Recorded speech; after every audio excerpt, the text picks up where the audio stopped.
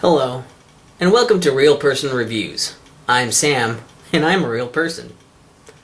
And today I want to talk to you about Gex 64, Enter the Gecko. Now, okay, so this is the first Gex game on the Nintendo 64. The second one being Gex 3. This is actually the second Gex game. The first one was on, I think, computer and maybe 3DO, I think. Possibly it got a PlayStation port, I don't know. This was the second one, and it was the first one in 3D. And it makes sense to put it on Nintendo 64. So they kept the subtitle, I don't know, it's weird. Anyways, it's basically it's a third-person platformer. A 3D platformer is really what I meant to say. Anyways, 3D platformer, somewhat of the collect-a-thon element in there. And you have to collect different things on the various items on the levels. Basically, there are items for you to collect, and as you get so many of them, they change. So basically, there'll be 3 phases. There'll be whatever you have to collect so many of. It's usually 30 of something, and then 40, and then 50 of these items. And after you get all of those, you'll get a remote. Basically, you collect remotes are your main collectibles. Think of them as like Jiggies in Banjo-Kazooie or stars in Super Mario 64. Basically, you're trying to get a bunch of those to unlock more levels in order to beat the game. And so you go through a lot of these levels collecting those things. Each level will have a certain number of red remotes for you to collect, which are the main ones you'll want to get. Those red remotes will unlock more things. Getting all of the items and finding one hidden remote, those will both be white remotes. Getting enough of those opens up bonus stages, which is where you get, I think they're golden remotes. Maybe they were green, I think they were golden. I don't know. But there's special remotes you get for doing the bonus levels. That's cool. And it's pretty simple. You run around, you jump. You can attack by hitting the B button and you swing your tail around to hit things. You can do it in midair as well. If you hit Z and A, you can do a long jump, and this will also make you do a kick, like a kick thing in midair, like a flying karate kick type shit. And you can hit stuff with it. If you jump and then hold A before you hit the ground, you will then do a bounce off of the ground, which makes you go a bit higher, and it's kind of a thing you have to get used to, and it's not too crazy, but I don't know, it's a little strange. Anyway, I'll talk about that later. And basically, you're going through all of these different themed levels that are inside of TVs. Basically, they're just kind of spoofing TV and movies. So there's one level that's like cartoons. There's a few different stages in that. There's some levels that are like horror movies. There's one based on the Titanic, has the word Titanic on it. That's great. And just stuff like that, along with some goofy quotes from the main guy, Gex, who is Gecko. And I don't know, I mean, sometimes quotes are funny, sometimes they're not that funny. Sometimes they're weird. But it's fun. And it's pretty simple. You go around levels, get those red remotes, and complete different tasks in the level. Each one will have a name of what you're supposed to do in the level and give you a little snapshot of where the remote is. So, pretty simple stuff. Very similar to Super Mario 64. And there's also some cool boss battles to do in here, which are pretty unique in that each boss just gets their own stage to fight them. And some of these stages can be pretty easy, some of them can be pretty hard, and so can the bosses. You might have to be replaying some of this stuff quite a bit, and especially to get all the hidden things and to get all of the remotes in the game. And I'll be totally honest, I looked up a few of them because I just could not find those fucking hidden remotes, and I just wanted to get everything in the game. I'm not proud of it, but I did it, and a lot of them I probably wouldn't have found otherwise because I know me. And it's there's not a whole lot more to say. There are some other things you get in here, like sometimes you can get an extra hit from things. If you have a health bar, which is like 4 hits, and you can find little TVs within the level with green flies in them, and you can eat them, and you get health back. Sometimes you'll find fireflies and that set you on fire, and then ice flies that leave ice behind.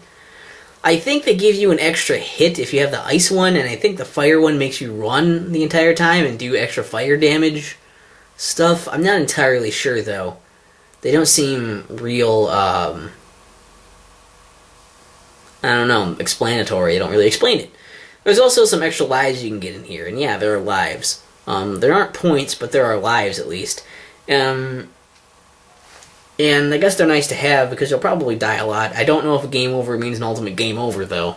So, And, I don't know, you save onto your memory card. And, quick little thing I want to mention about that, it only takes up 1 page for your save file. That is very fucking nice because some games take a fucking million. Alright.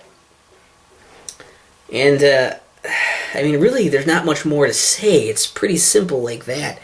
There are some different things you can do, different enemies to fight and ways to fight them in the levels to get through, and there's different platforming gimmicks to do in the levels. And especially some of those later levels can really ramp up and get pretty difficult. You have to be pretty precise, and that can be tough. But really, there's not a whole lot more to say on that. Except for, I guess, a few of the downsides. You see, the control can be kind of awkward. Sometimes it's tough to tell if you're actually hitting things or not with a perspective. Like I said, it's very hard to find some of those hidden, those hidden remotes. The remotes you get for the collectibles are, like, you can manipulate it, I guess is what I'm saying. Because if you die and you start the level over again, but you still have as many collectibles as you did when you started. So you can just purposely die and then go get those. There are a few levels I found a little annoying too. The underwater one wasn't too bad because you didn't have to manage air or anything. Yet, there are some space levels where you do have to manage your air, and that's annoying because you have to run from these protected points. Protected point that has, oxygen in it. And if you're out of oxygen, you die and you gotta go all the way back. And they're not too big or too hard, but it's really stressful to try and do that stuff because if you fuck it up, you can't waste any time hanging around. So if you fuck it up, you're gonna be doing that shit over again, and it gets a little old. I guess it makes you get better at it by doing it, but Jesus. And the last boss was kind of a dick, but I managed to beat him, so it wasn't that bad. Also, collecting all the stuff isn't really worth it. It's cool just to get it, but I mean, collecting all the remotes only gives you a somewhat different ending. And, I mean, that's it. Except it doesn't have it on the Nintendo 64 version, doesn't have that ending. Doesn't have any full motion video stuff, because it's Nintendo 64, it doesn't have that extra ending thing, probably because of that. So really all you do is have everything. But hey, at least in the credits, they kind of show you where all those hidden remotes are in case you didn't get them. That's nice, I guess. And those bonus levels, the bonus levels are fun. They just make you collect a bunch of stuff in those bonus levels usually, and it's just kind of actually feels like a reward for unlocking them. It doesn't feel like a fucking chore, although they're usually timed and you have to get all the stuff in time. It's still fun because it's really, not usually fighting many enemies, just running around and collecting stuff. That's neat, it's fun. They do some interesting stuff in it, it's kind of gimmicky, it's got some style, it spoofs a lot of things, which can be fun. And it has some character, which I like. I think maybe my biggest complaint would probably be in the controls. Would just probably be okay, so here's the thing. Like I said, it's hard to hit things. It's hard to tell if you're hitting them or not with your tail when you're attacking. Sometimes you feel like you should have hit them and you don't. And sometimes you feel like you should have made a jump, but you don't. Your double jump can be weird. I guess not a double jump, but your spring jump. You jump and then hold the jump button again, and then you will do a springy jump. And you can keep doing those. But if you're too close to an edge, the spring jump won't work. You'll be able to do the spring jump and it'll just stop. And that can really, it depends. Sometimes it does it, sometimes it doesn't, depending on how close you are to edges and such. It can really screw up what you're trying to do, especially with the timing and the height and everything. Sometimes it's better to not do that. Sometimes it's better to try to do a long jump or to do a normal jump rather than doing that. Or depending on the timing you do that spring jump over, sometimes you'll get a lot of height. Sometimes you'll get more length with it. And it's really hard to gauge when you're getting what. So you just have to play a lot and also sometimes get lucky. And the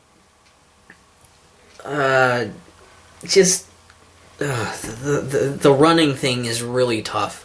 You see, generally you're kind of just walking around, and you have kind of a little bit of a light run before you're actually full running.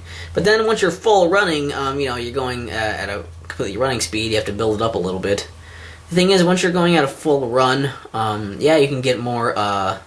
You can get more out of your jumps that way for more length, more distance in your jumps.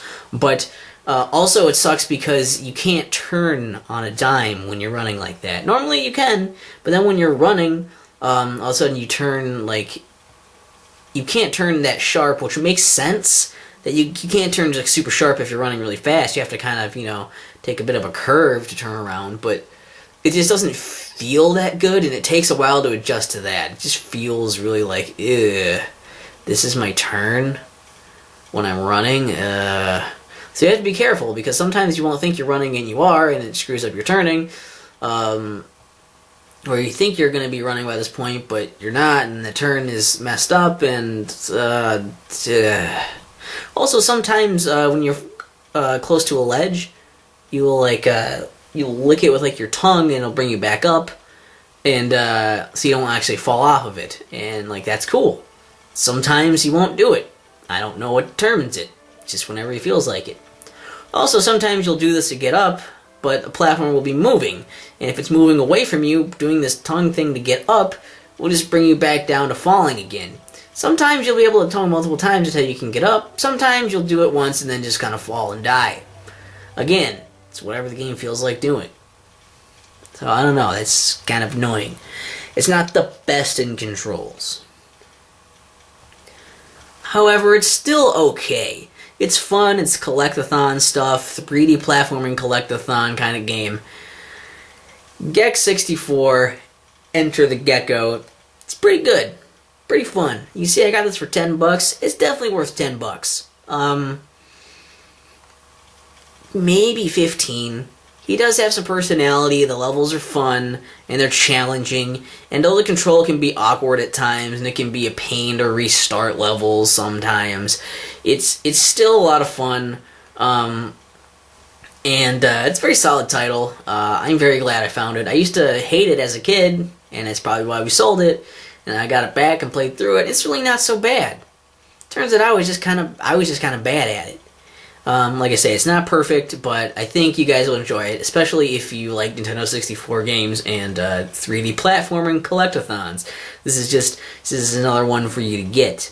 And I'd almost call this a gem. I don't know if you can or not, but I mean, I don't know how many people know about Gex. Maybe a lot more than I think. So yeah, what's your favorite Gex game? Leave it in the comments. What's your favorite level in Gex 64? Leave it in the comments.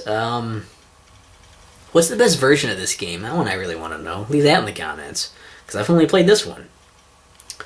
And any other games you want me to review, you can always leave that in the comments, and I'll see if I have it, and maybe try to get to that. We'll see.